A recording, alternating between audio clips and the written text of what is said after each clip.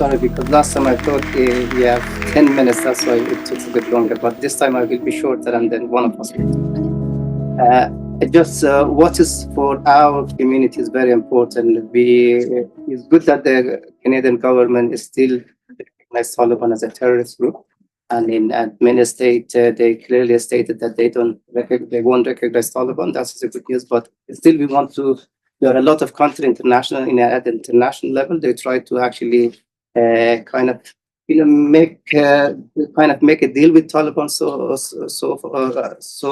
on. And then one of the requests we wanted to make sure the Canadian government really advocate at the international level that no country recognize the Taliban.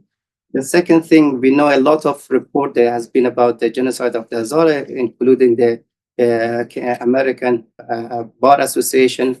It was a parliamentary report from the Canadian government subcommittee of human rights. There was a UK inquiry about the Hazaras. They're all even declared a statement from Stanton that the Hazara were facing today is genocide. We really want that Canada recognize the genocide of the Hazara and our fellow Tigray. This is something we really want. This is at least this acknowledging the genocide. This is the first step for kind of preventing and giving awareness that this crime don't happen in the future. In 1998, when they committed crime in Bamyan, Mazar-e-Sharif, and thousands of Hazara were killed, or this was a very extreme gender apartheid against the women, if the international community were recognizing this as an atrocity and genocide, then probably we won't have the Taliban and ISIS right now. And this is something they didn't do it at that time, and after 20 years, it's coming back to the same. Is coming back to the same position. But the last thing we really want, because one of the biggest, donor for the international aid, at least for Afghanistan, is Canada. We want our government in here to really pay a close attention how this aid distributed in Afghanistan, because our community especially is really marginalized, and our aids, we have many reports, is get diverged from our community to other areas, and the Taliban doesn't let any international community bring aids to our community. Although if you look at the line, the level of poverty, the Bamyan and Daikindi, for example, two provinces, which is mainly Hazaras, they are at the greatest bottom line. This is something we really want, and for that, of course, as many other colleagues mentioned, we have to work together. We have a long way to go, but I'm sure with this kind of alliance and so, we will find a way through. And as I earlier mentioned, election is on the way. I really encourage every community. We have to be very active during this election. Whatever party you support, it doesn't matter. This is your rights, but at least be active, be volunteer. If you can donate, whatever contribution you can have it, just do it. And through that contribution, probably we can build the momentum that we can ask later on this politician to take a more serious action for for our communities. Thank you. So on our part, first would be recognition by the Canadian Parliament self-determination rights of Uyghur people as an ethnic group, as a nation, with a distinct culture, history, and identity from China. That would be our first ask. Secondly, addressing transnational repression. We have had public inquiry on managing the hub, and therefore recommendations, albeit they are not very strong as we wanted to see. Our government, any government which will be elected, should follow and implement recommendations put forward by public inquiry. Third would be addressing Uyghur forced slave labor imports in Canadian supply chains, because as I have mentioned earlier, by consuming products made by Uyghur forced labor, we are subsidizing ongoing genocide. We have very good example in the US. Our neighbor has implemented Uyghur Forced Labor Prevention Act. And this for the last 22 months or so, they have seized more than 5,000 containers, more than $5 billion worth merchandise. Unfortunately, in Canada, there was only one shipment which seized and subsequently released because of lack of evidence. I'm quoting CBSA. I think that Canada becoming a dumping ground for slave labor products.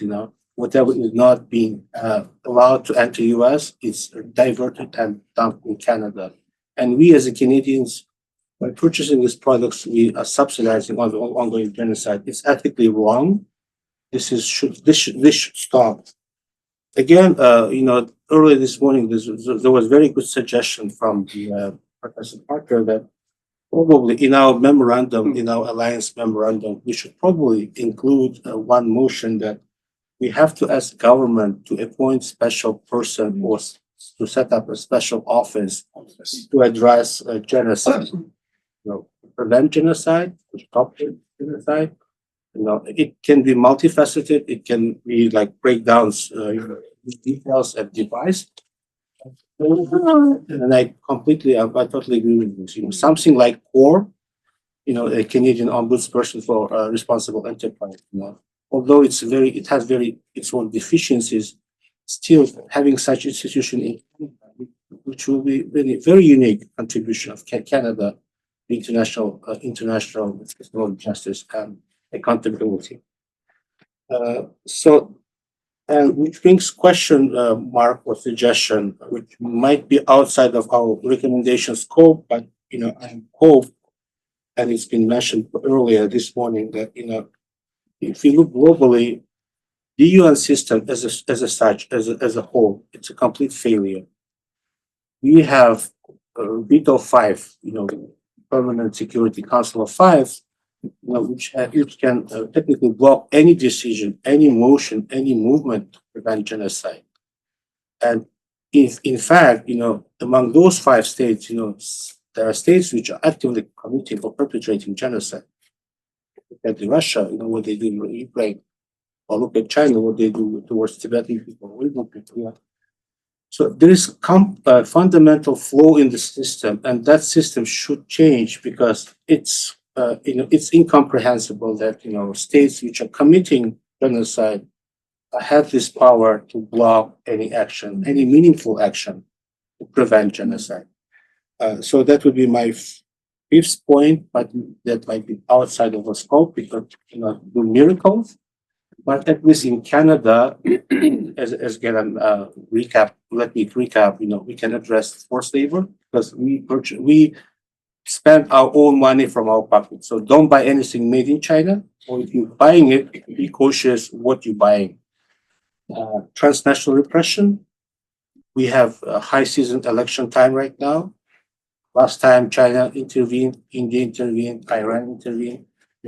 I am more than sure that China is intervening this time again. They try to divert our attention and put up very false, misleading narratives. So fight disinformation from these hostile countries, and again appoint special rapporteur in Canada, a special office to address genocide. Okay, merci.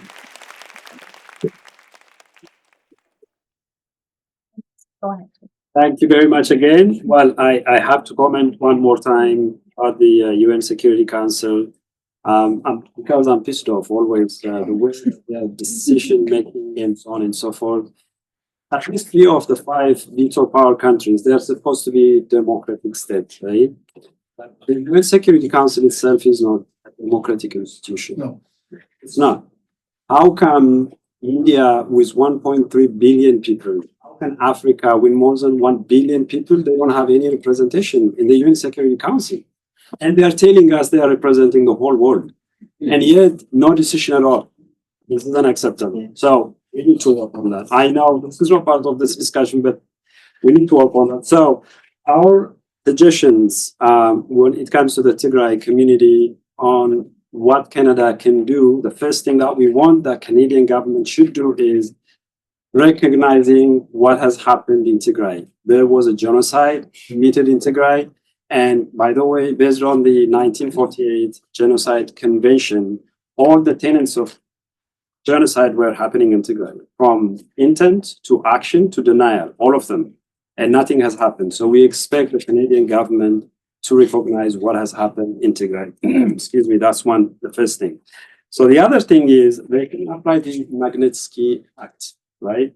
There are already individuals with evidence of committing gross human rights violations in Tigray, and they can act that action so that we can have at least 1 or 2 individuals, at least, It's been 2 years since the war got ended in Tigray, and there's no one has been sentenced, no one held accountable when it comes to the gross violations committed. This is not acceptable by anyone. So that's the second thing.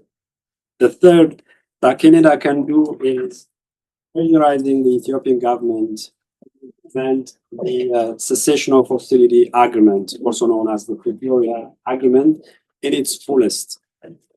It has been squandered so far for the last 2 years, almost. A little bit happened, but almost the agreement has been sidelined. So we urge the Canadian government to pressurize all the actors so that the agreement will be implemented in full. And, sometimes I'm puzzled.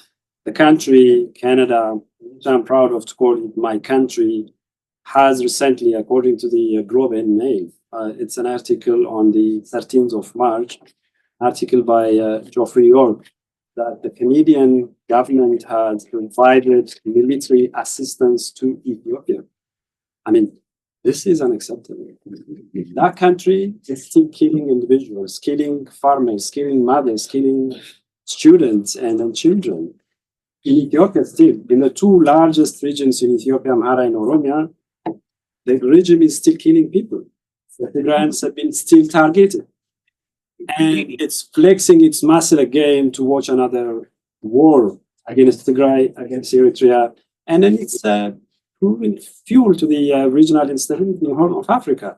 And how on earth Canadian government, with my and others' taxes, is subsidizing the military of this country? I mean, this is unacceptable. So we do urge the Canadian government to look into agreements and cooperations and strictly follow the Universal Declaration of Human Rights. That aid, development assistance should be linked with those values as well in Canada and universally as well. And we want as well the Canadian government to look into the behaviors of these multinational corporations, especially when it comes to mining. And I think if we have time, I'll come back later for the Pretoria Agreement, just a few minutes, but I'll stop here. Thank you. Okay.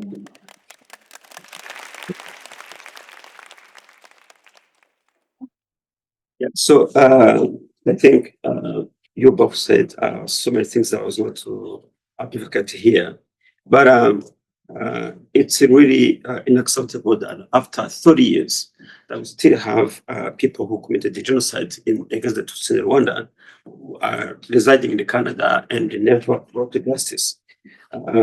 For since 1994, only two people. One was sent to Rwanda and one was prosecuted in Toronto. And we keep hearing that it's very expensive to hold this kind of bring this to justice, and it's unacceptable in a country like Canada, and also to even ask the government of Canada to make sure that they don't allow those criminals to come to Canada. We have a lot of information of the people who committed genocide in Rwanda. And then they went to neighboring countries. And in Africa, it's very easy to falsify your documents. So you will go to, let's say, Zambia, and if you are Rwandan, you can just say you are from Burundi. You just give it to UNHCR your names, and they will never know what you did in your past. And you have so many of those people in Canada. And for myself, can you imagine that I have someone who killed my cousin in Rwanda? He's in Canada. We know he's in Canada, but he changed his names, so we cannot find where he is in Canada. But someone saw him one day in a subway in Montreal. And if that person is in Canada, I mean, there's countless of criminals who committed genocide in Canada. Canada cannot just go to any refugee camp, grab people, bring them to Canada without venting them to know what they did in their past.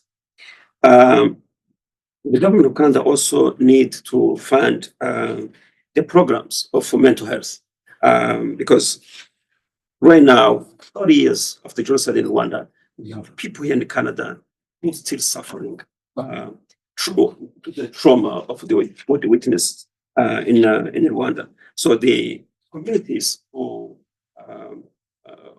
who suffered from these atrocities had really to be acknowledged and to be financed on this program of mental health, because you cannot just bring someone to Canada, put in an apartment in Canada and do like any other immigrant in this country.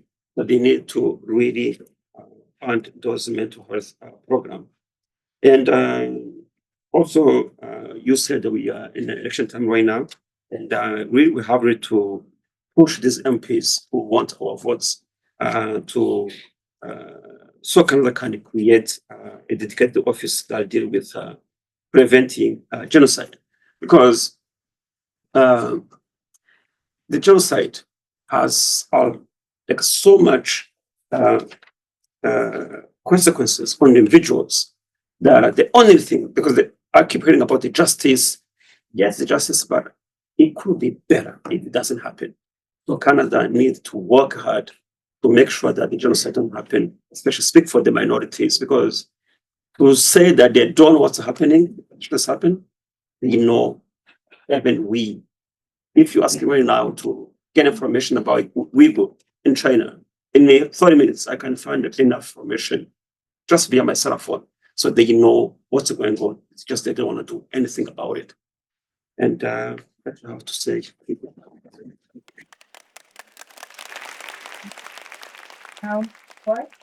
Thank you again. With regards to this segment, I want to touch on a few things. First of all, genocide should not be sugar-coated by saying, oh, there's peace in your country. Okay? Everything is fine and dandy. No. Genocide is still continuing in Sri Lanka. With the aid of the Chinese government, like he said, every single Tamil living in the north and east, in the traditional Tamil homeland, are being surveilled. And they are under intimidation. The cemeteries of the Tamil fighters have been desecrated, and the military has built camps on some of those cemeteries. There's one soldier for every 6 Tamil person in the country. These things should be addressed. So now, Canada, what has Canada done and what has Canada got to do? I really thank the government of Canada for bringing in a few motions, but although they were not binding, the motions were broad. Canada was the first country to recognize Tamil Heritage Month. Canada recognized the Canadian Parliament, not the country. Canadian Parliament on May 18th, 2023, recognized that what happened in Sri Lanka, to the Tamils was a genocide. So all these communities, you have to work with your parliamentarians to get at least one motion passed about your genocide. Then the next thing what Canada has done and what Canada can do, in 2020, MPP Vijay Thanigasalam at OLA brought a bill asking for the government of Ontario to designate the week starting May 18th as Tamil Genocide Education Week. And it was in 2021, it was enacted into law. Then it was contested by a group of Sinhalese with the aid of the government. It went to the Supreme Court of Ontario. There was a case that was heard, and in 2022, it wasn't dismissed. It was postponed, asking for further evidence. So then again, the Sinhalese group appealed, and the good news is, on the 27th of March, just 4 or 5 days ago, the case was dismissed, and the judge ruled that it has to continue. Now, this is the good chance for all of you.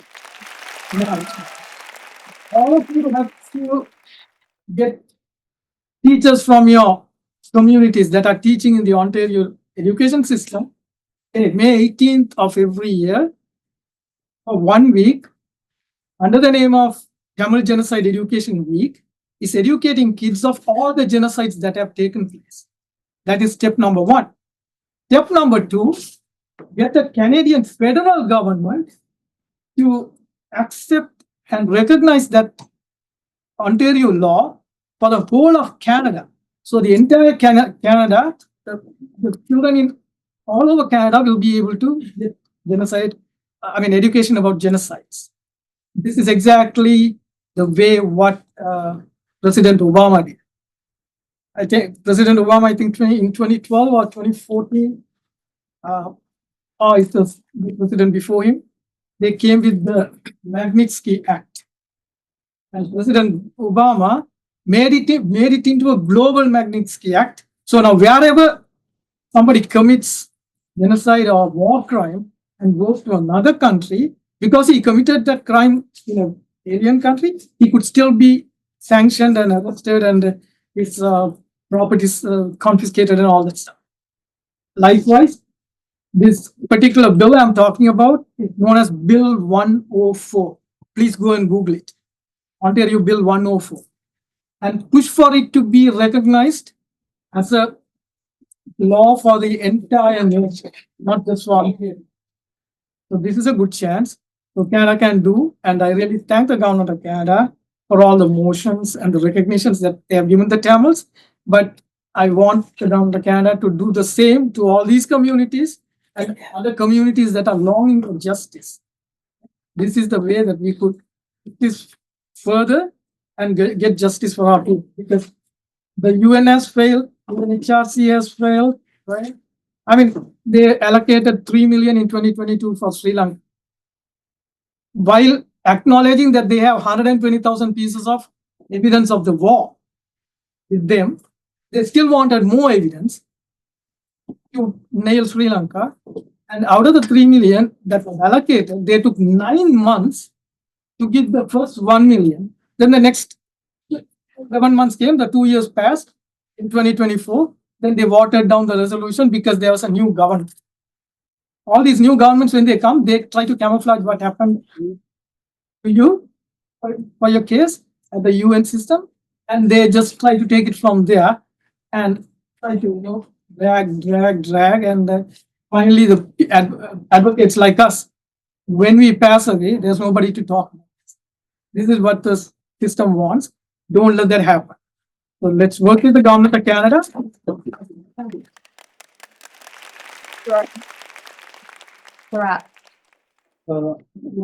I think recommendation would be, as we know, with the change in the new government in the United States, and the unfortunate kind of a growing rhetoric from the United States on Canada and the Canada's reaction on it, somehow I think has resulted into kind of a growing perception about need to diversify Canada's trade with other countries.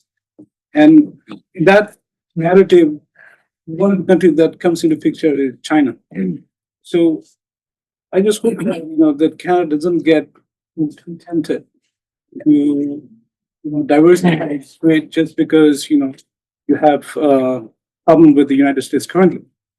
I would urge Canadian government not to forget that 2 Canadians were detained arbitrarily, Michael Public and Michael Faber.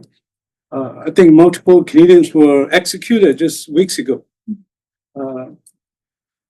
I think it's easy to get kind of because of the media narrative and unfortunate rhetoric from the United States, it's easy to get, I think,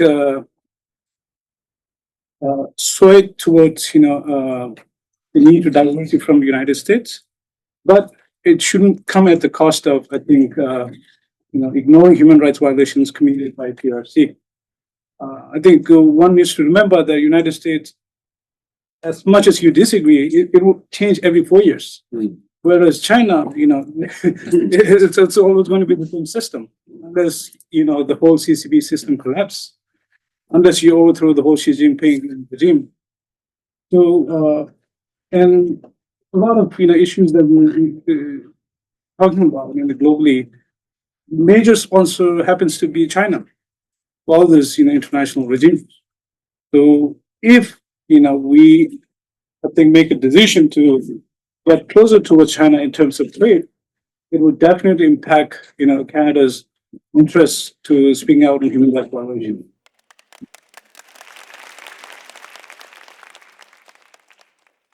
I probably wanted to add a quick point. It's Okay, go ahead. No, I was going to say, we have a chance because there's some very rich material looking at the commonalities, but my colleague is right. But Tibetan, the big challenge now we're looking at is two things. So one is the Dalai Lama thing, and it's very critical. And the one thing that I must tell you is when we look at foreign interference, I saw the news recently, they said, oh, India and others have interfered in the whatever. China not only interferes, they have something, and our Uyghur friends know it. They have a whole bureau of government called the United Front. Their whole job since the revolution is to create this kind of, overreach and things. They're in everything. The United Front has funds. They have 20, 30. Have you seen how many diplomats the Chinese have here? We have a handful in Beijing. Something like 60 diplomats. Are they all doing trade? No. They're doing all kinds of other stuff in addition to the United Front stuff. So the issue I'm trying to make is there are some countries here in which you have a lot of Canada has traction, like for the Hazaras, because Afghanistan is in an economic weak position. I think there's real traction there. If we are funding something, then it's up to Canada and Canadian. The problem is, I don't know, are there any diplomats here? Diplomats by training are careful people, So sometimes they always err on the side of caution. So they have to be driven to stand up there. And I think it's great. It was great. It's good to know that, But for the Uyghurs and Tibetans, we have a superpower. We're dealing with a country that's the second that is talking openly now by 2049, which is the 100th anniversary of the revolution, to be the first economy in the world. And we can already see that. So I think that each set of countries, we have different kinds of traction, Canada. But the other thing we shouldn't forget is Canada has to act in concert with others. If we are tilting toward Europe and Britain, then we have to act in concert in certain countries. Sri Lanka is interesting because I think Sri Lanka is economically went down the tubes. Fundamentally, India rescued them. Yes. And now China's giving more than what India gave. Yeah, but still, so that's going on there. So there's traction there. And for Tibet, of course, the Tibetan issue for us is a live issue.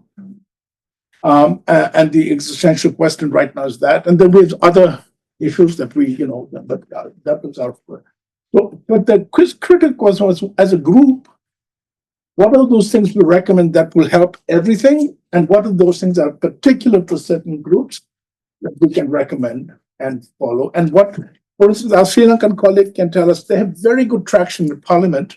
How many parliamentarians do you have from Sri Lankan origin? Here in the federal parliament, the justice minister is Sri Lankan. Yeah, you see? So my lesson to all you from different groups, get your people out there. It is time to engage if we want political influence, we can't go see the MP like we see a doctor once every year and say, check my tonsils. You have to engage. I keep telling Tibetans, we have the possibility now, one Tibetan who might be, God willing, or the Buddha's willing, come to Parliament, and that just one person will help to get traction. Not, So the other thing I beg of you is all of you get your people be in every party, because you cannot be the slaves of one party. There's a huge danger in that. And so every party, you need a coalition. We have something called the Parliamentary Friends of Tibet. It's about 15, 20 MPs that sometimes it's separate, but the core group is 7 or 8. Every party. We insist from every to get traction. So, and it's work, but now it's the election time. This is perfect. I'm telling Tibetans, you don't have to give money. Don't put signs up. Volunteer for 1 day. Then you can have a relationship, and then you're not going. You see, we're coming from countries and cultures where we're called in our Latin word. We always petition the leaders, Oh, please, sir, can you do this for me? I said, no, this is democracy. You have to step into that MP's office, then, yes, you're the public servant. You're not rude, the relationship change. We come from more authoritarian societies. I mean, all of us, and we have that leadership culture in us.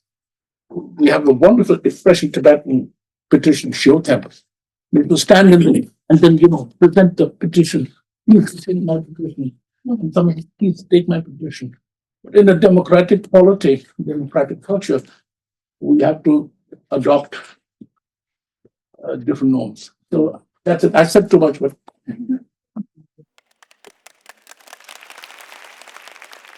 Good discussion, panel discussion. Yeah. Thank you, guys. Thank you. Makeda, I have just 30 seconds. There's someone with their hands here. Go on a break, and then we'll come back. There's then one last.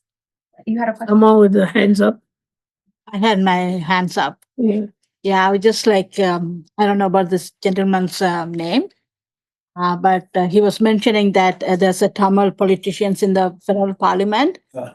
From my experience, I've dealt with that politician for the last 30 years. Yeah. And I've been involved in these political issues, these things. I've been active for last 30 years. Okay. Your own identical parliamentarian won't help your race because they are tied politically. I'm talking based on my experience, I'm saying, right? Because they are there for political reasons. So they have to give priority to the government and their dynasty, right? Because they are a politician. So when it comes to our own issue, it's always an advisable to go to a normal politicians, like a Canadian politician. I was told the same thing in the early 90s when we were going to when we were dealing with other activists. And I have experienced it in my own experience as well. Okay, thank you. No. So I was cautioned, we were cautioned in the early 90s by an African person, activist, and I'm cautioning you guys as well. It's not the same. It's always better for us to go to a Canadian politician than our own entity politicians because they have their own. That's true. Yeah, and it's always better to go to a Canadian politician. I'm talking about Canadian politicians.